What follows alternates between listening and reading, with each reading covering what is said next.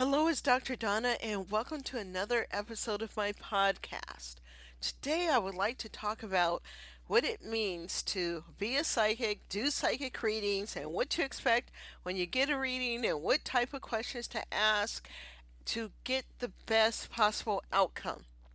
Now, a lot of people say they don't believe in psychics. You see, I've seen laughing emojis on psychic advertisements on social media, but yet it's a $2.3 billion business this year. It grows every year. There's over 103,000 registered psychics. So that means that there's even more out there because a lot of times people start out doing readings just privately or, here and there. I remember when I first started, I did it in chiropractic school. And I had a whole story how I didn't acknowledge my gift, and a very close friend of mine in chiropractic school forced me to acknowledge my gift.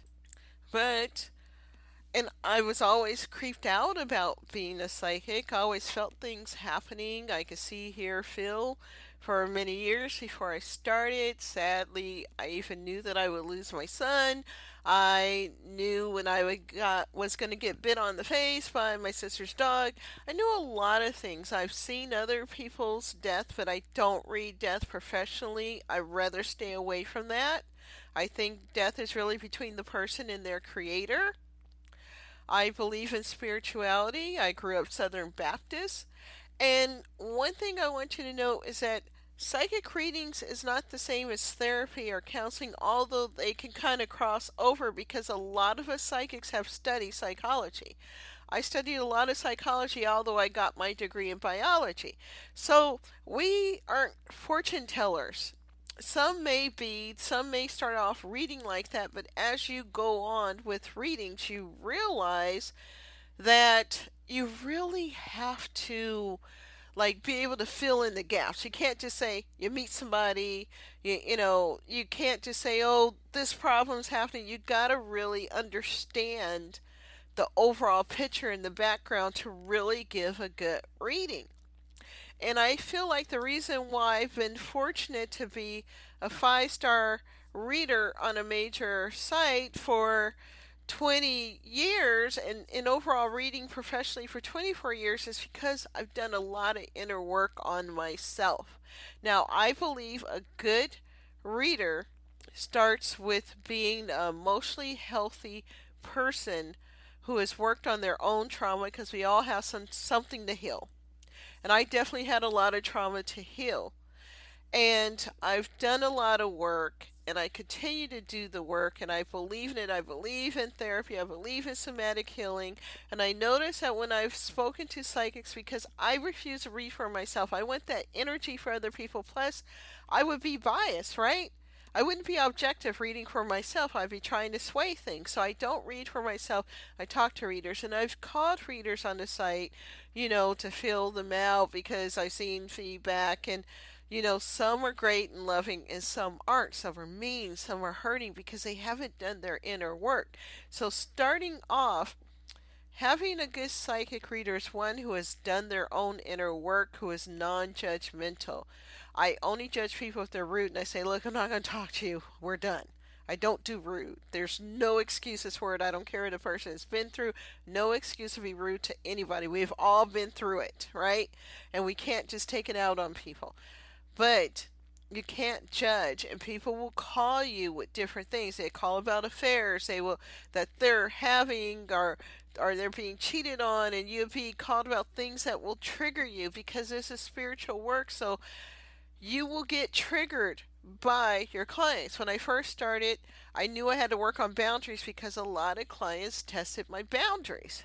So I knew that I had to get stronger in boundaries, and I did that work, and I have my boundaries in place, and I know what matters to me and what's not, and I'm able to tell people my boundaries, and if they don't like it, they don't like it. And not every client's going to like me, and I'm not going to like every client, but for the clients that I have worked with, I have learned a lot. They have taught me a lot. And so I really think what makes a good psychic is not just saying, I can see your future, I can see something happening with you.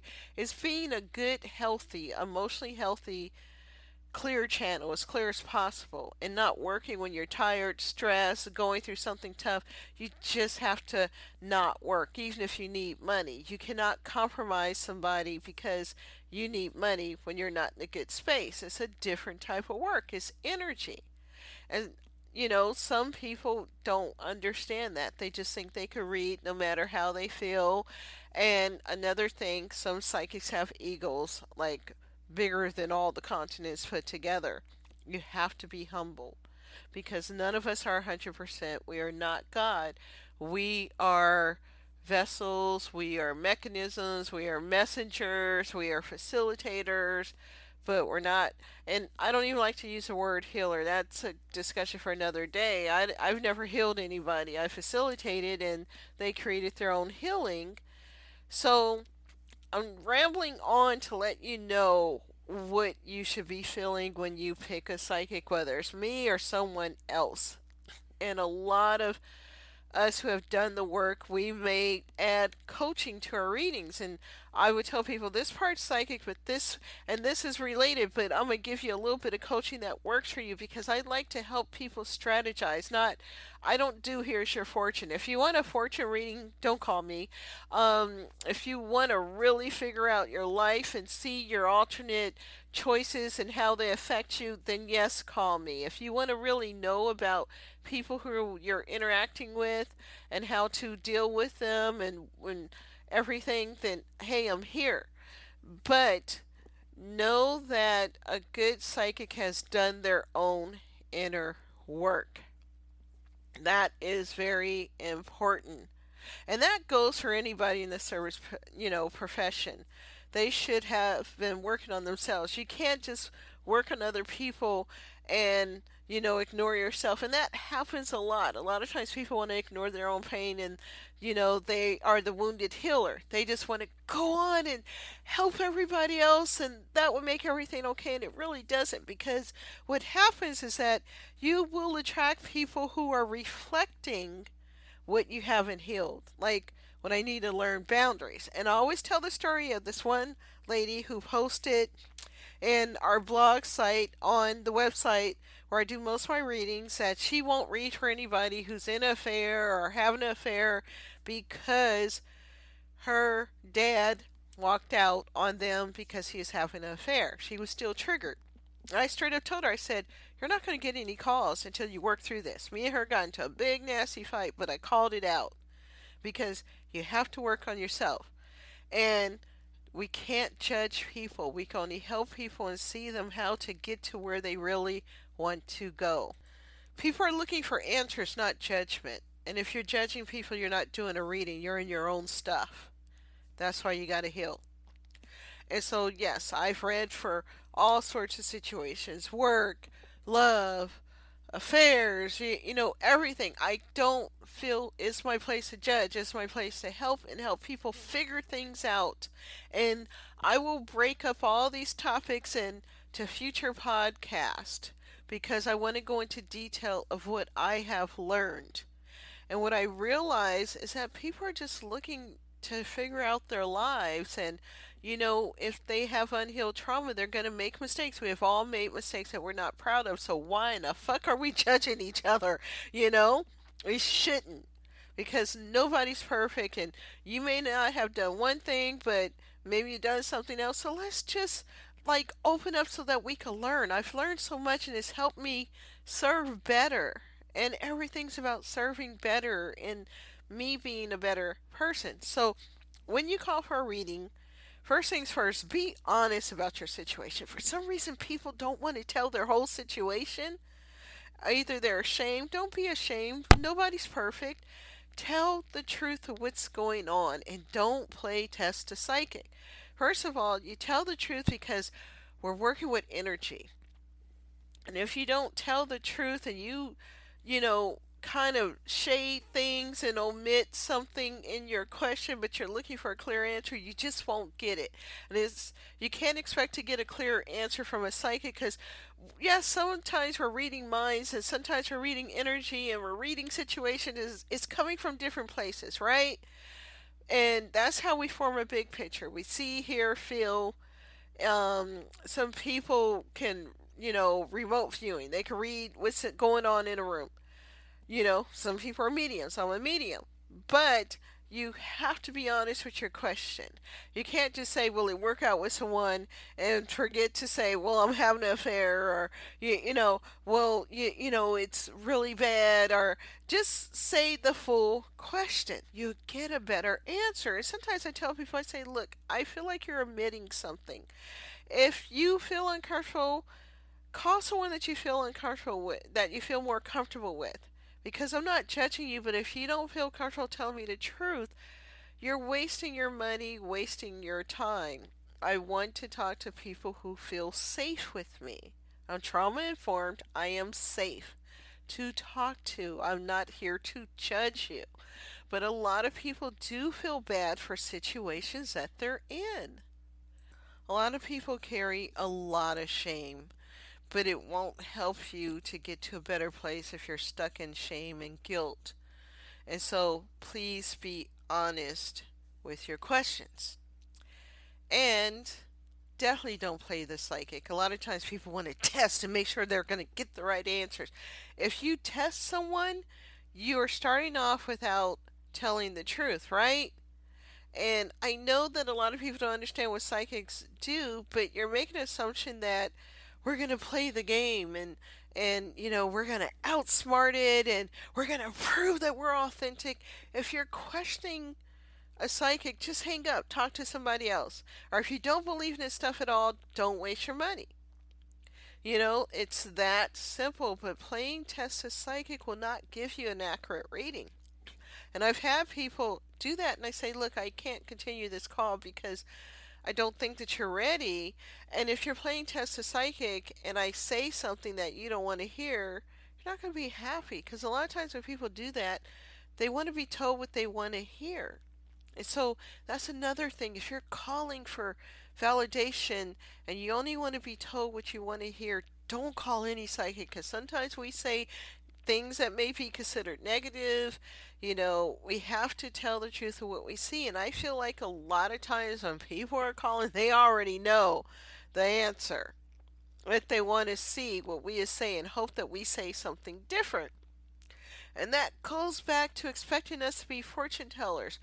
Psychics don't control anything.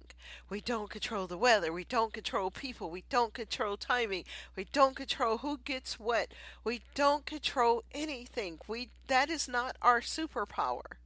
Nobody has control over anybody. We're still human. Okay? Sometimes I still look for my phone while holding it in the other hand. Sometimes I forget why I walked in the room. We're still human. Don't forget that part. That is important for you to remember. And sometimes people say, well, I thought you said it was going to be sooner. Like we're going to change it and that makes everything better. We can't control when something happens. That's why some psychics stop giving time frames. And it's weird. After COVID, something changed in us. I don't know how COVID affected us. I'm curious to see how the research comes out, but people really aren't fitting time frames anymore. They kind of sort of fit them in the past, and sometimes I still get time frames, but it's really hard. And I noticed a tipping point was after COVID started, and I don't know what that is. Maybe there's some science. I know our personalities did change some, probably because of what we went through, and probably some because of the virus, but you know, just remember you're dealing with people and people are not robots. People are fluid and people change their mind and nothing's written in stone. And that's another thing I want to go to. A lot of people want what we say to be written in stone. No, because you have a right to change your mind. I always tell the story of how I told this one lady that her boyfriend was going to come back. So he comes back, right? And he says, I want to be with you. Well, she decides to cuss him out because she still had hidden anger. So she cusses him out, calls him everything under the sun, and he changes his mind. So she calls me back and she goes, he came back, but he left because I told him off, and I thought you said that he was going to be with me and we're going to be together. I said, well, I had no idea you were going to tell him to go F himself and call him every other name under the book. And she just took it as but you said he was going to be in my life. I said, look, you obviously blew the thing up, because why would he want to come back and be with someone who thinks all these awful things about him? It's like sometimes we forget that our actions have consequences. Your actions have consequences. Think about what you do and how you respond. And if you have hidden anger, deal with it. And so that's just another thing. Our behavior affects things. I've changed my mind about many things in life, and it's okay to change your mind, but don't say, oh, the prediction wasn't correct, because you changed it. And so nothing's written in stone. We're in a fluid situation, and you can affect how things come out. So just think about it. And sometimes things get delayed until we learn certain lessons. That is very important to understand. Sometimes we need to grow more and grow into what we want. We live in the world, I want this now, I want this now, right? We're all human. We all have been there. Even as adults, we have been there, but a lot of times we're not ready for what we want. So make sure, if you've been waiting on something, waiting on a relationship, waiting on a job, waiting on something, make sure you have done the work to be ready for it, because it can blow up. And it can go wrong if you're not ready, and if you haven't healed something, it can be sabotaged. So also know that you are a powerful person in your life. I'm not a powerful person in your life. I am a powerful person in my life, but you are the power in your life, and you call the shots at the end of the day. And so don't forget that. Now, I probably have to do a part two, because I don't want to do, podcast over 20 minutes. But I will discuss this weaved into many other topics.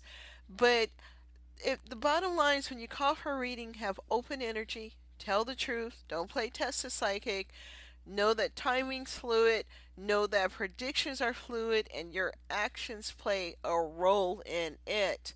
Never feel powerless, because we are manifesting and all the time. And we are changing our life and affecting our life all the time. Nobody's weak. No one's fragile. No one's a loser.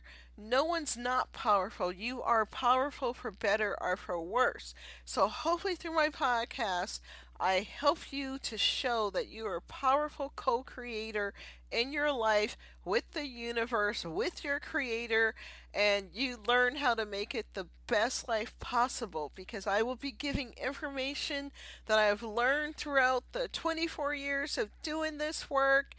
And I really hope that you take it to heart. It's not my opinion, it's what you guys have taught me.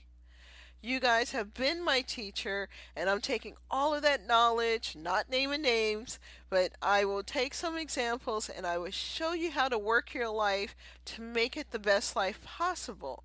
And be open to hearing something new. That's another thing I want to end with this particular podcast.